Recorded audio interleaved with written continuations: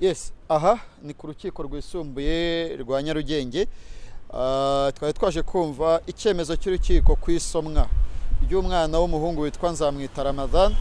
Nzamwita Ramadhan ni umwana wavuzwe cyane muri iyi minsi nk'itatu ishize cyangwa ine ku mbuga nkoranyambaga bikomoka ku butabazi twamukoreye tuvuga ko afungiye muri kasho ya Rwezamenyo kandi yari amazemo igihe mu by'ukuri kitari gitoya. Amategeko hari icyo ateganya ku bantu bakurikiranywe n'ubugenzacyaha ndetse n'ubushinjacyaha, hari igihe runaka kitaba gikwiye kurenza umuntu ari muri kasho. Nkaswe umwana, uyu mwana umucamanza yavuze ko yatawe muri yombi kuri 18 z'ukwa 11 mwaka w'ibihumbi 2022, atabwa muri yombi n'ubugenzacyaha akurikiranwaho icyaha cyo gucuruza ibiyobyabwenge.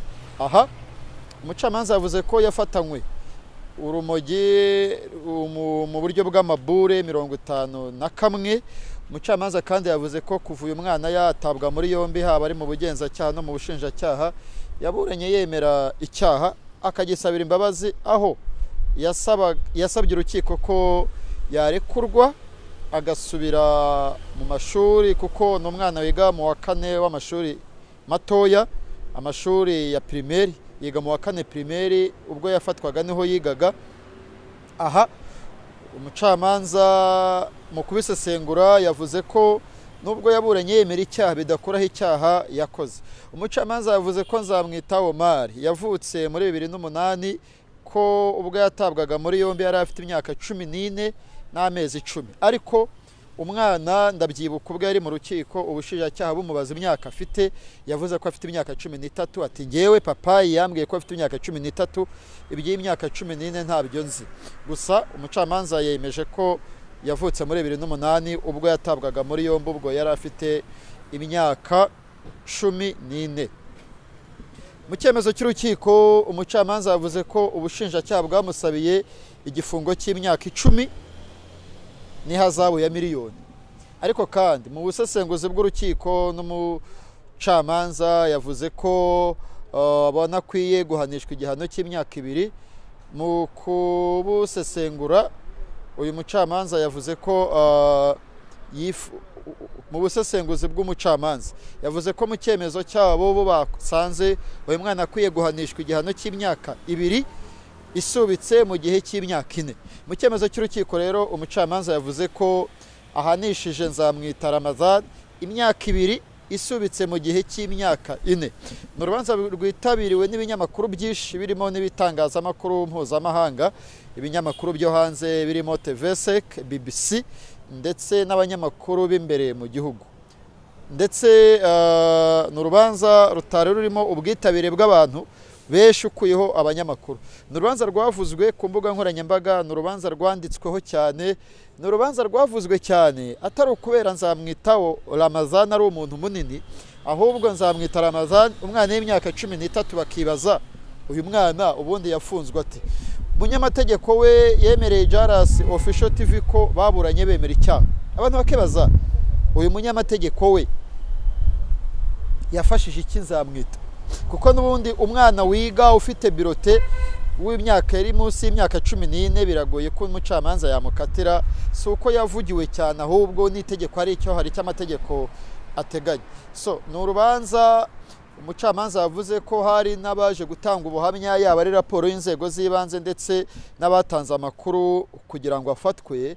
Bivugwa ko uyu mwana yari transporter, papa yamuhaga urumogi umwana akajya kurucuruza. Umucamanza yavuze ko yafashwe amaze kurucuruza abantu basaga 20, aho buri imwe yayibaheraga amafaranga 500. Bivuze ngo byibura yafashwe amaze gucuruza urumogi rw'ibihumbi 10. Itwe nka Jaras tuzakomeza gukurikirana uyu mwana. Umucamanza yategetse ko arekurwa agahita asubizwa mu buzima busanzwe, agasubira mu muryango. Abantu baribaza ubundi uyu mwana arajyahe. Papa we ni igihazi, ari gushakishwa n'inzego z'ubutabera. Mama we akatiye imyaka 15 ari muri gereza ya Nyarugenge. Umwana n'ubundi bamusanze mu rugo ari wenyine. Ubundi uyu mwana agiye kujya, reka tubitega amaso. Cyakora tuzakomeza tubikurikirane kugeza tumenye aho uyu mwana ari. Nibidushobokera tuzamushakisha, tuzamuha ikiganiro cy'umwihariko twumve ibizazane nuko yatawe muri yombi, natwemerera azirekura tubwire uko yacuruzaga urumogi, niba koko yaraburanye yemera ko acuruza urumogi. Yes, Nzamwita yamenyekanye gute? Nzamwita yari yarahawe itariki yo kuzaburana mu mpera z'ukwezi kwa gatatu uyu mwaka. Nzamwita rero nge ubwanjye ninjye wamwiboneye ari muri kasho, ariko kandi ntabwo ari wenyine. Kasho ya Rwezamenyo yari irimo abana nk'icumi, abana bakurikiranweho ibyaha bitandukanye baba mineur, ariko we yari afite umwihariko yuko ari mu myaka 13 kandi akurikiranwaho ibyaha biremereye mu by'ukuri. Icyaha cyo gucuruza urumogi ntabwo ari icyaha gitoya, ni icyaha nicyo yarakurikiranweho, ni icyaha kinini mu by'ukuri, ntabwo cyari icyaha gitoya, cyari icyaha kinini. Noneho ngira umutima uvuga ngo uyu mwana birashoboka ko yahabwa ubutabera. Ese ubundi imiryango ikurikirana abana bite byayo? Uyu mwana yahuye n'ibizazane. Uyu mwana abavoka bamuburaniye atabwa muri yombi ntabwo ari bo abavoka bamuburaniye aburanira muri uru rukiko.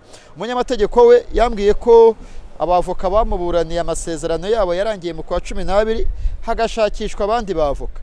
Ibintu byo kuburanirwa haje babavoka bishyuriwe n'ingaga n'ibiki biragoye kugira ngo umwavoka ashyireho umutima uwo mwana, kuko aza yihuta, aza atabihaye umutima, donc ntabwo yiga dosiye. Umwana umwavoka wamuburaniye ntabwo namutera imijugujugu, ariko biragoye ukuntu umwavoka yavugaga ngo twebwe twaburanye twemera icyaha, atanerekana n'imikorere y'icyo cyaha, atanerekana n'imiterere y'icyo cyaha. So biragoye. Reka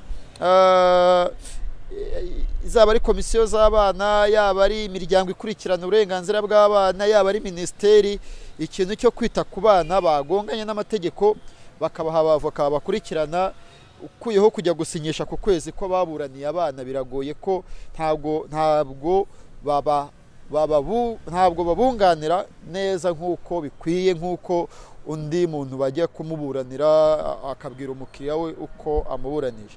Urugero, ni umwana wamaranye n'umwavoka mu cyumba cy'urukiko acyambaye amapingu, wicaranye n'umukiriya wawe yambaye amapingu, ntubwire umupolisi ngo azane yamukureho.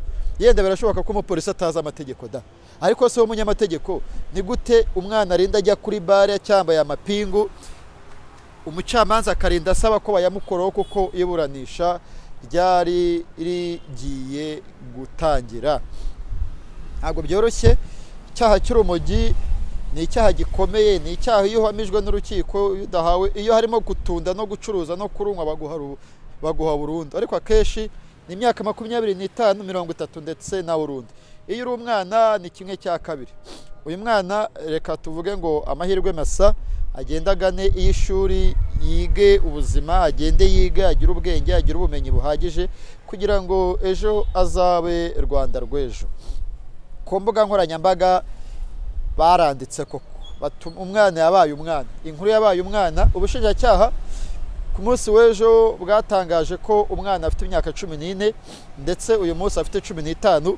Ni ikintu kitavuzweho rumwe n'abakoresha imbuga nkoranyambaga, aho bavuga ko ari ukwirwanaho kubera yuko deja icyaha cy'umwana ubwacyo kiremereye kandi yatinze kubona ubutabera. Reka tuvuga ko afite imyaka 15, yewe afite na 16 na 17. Ikibazo kirabaza kiti uyu mwana wafunzwe mu kwa 11 kuki yari yaratinze kuburana? Abo bafunganywe bakarenda barekurwa, abandi bakajya mu nkiko, abandi bakajya muri gereza akiri muri kasho. Twe twaravugaga ngo ntabwo tuje kumutagatifuza. Umwana yagonganye n'amategeko nashyirwe aho akwiriye gushyirwa. Niba ajyanwe Nyagatare hajyanwe mu kigo cy'abana, niba ajyanwe Gitagata hajyanwe, I don't know, ntabwo mbizi. Ikibazo ni igihe yagombaga guhererwa ubutabera. Yes, guhabwa ubutabera byo ntabwo twavuga ngo byaziye igihe, kuko nyuma yaho inkuru ye igiriye hanze ku wa mbere nibwo yagejejwe kuri uru rukiko, ku wa kabiri atangira kuburanisha. Bivuze ngo umuntu utazajya uca se mu bitangazamakuru ntabwo azajya aburanira kujya oya. N'abantu biruka inyuma y'abanyamakuru ngo babakorere ubuvugizi, nge mbona atari ko biba bikwiye kugenda. Niba umuntu yafunzwe ku itariki 10, niba iminsi 5 ari ya RIB niyubahirizwe. n'ibindi itanu ari iya parike ntiyubahirizwa, nimba urukiko rutanga itariki yo kuburana ntibyubahirizwa. Gusa uyu mwana ngewe yanyibwiriye ko yasubikiwe inshuro zirenga 6. Yahoraga aza hano ku rukiko bakabura dosiye, bakavuga bati ha uyu mwana yasubikiwe inshuro 6 mu bihe bitandukanye. Ndavuga ibyo yavuze, ntabwo ndi kubihimba. Yahoraga aza ku rukiko akagaruka, akazana n'abandi kuburana, urukiko rutuye umwana biti umwana kugeza ubwo biturikiye muri media.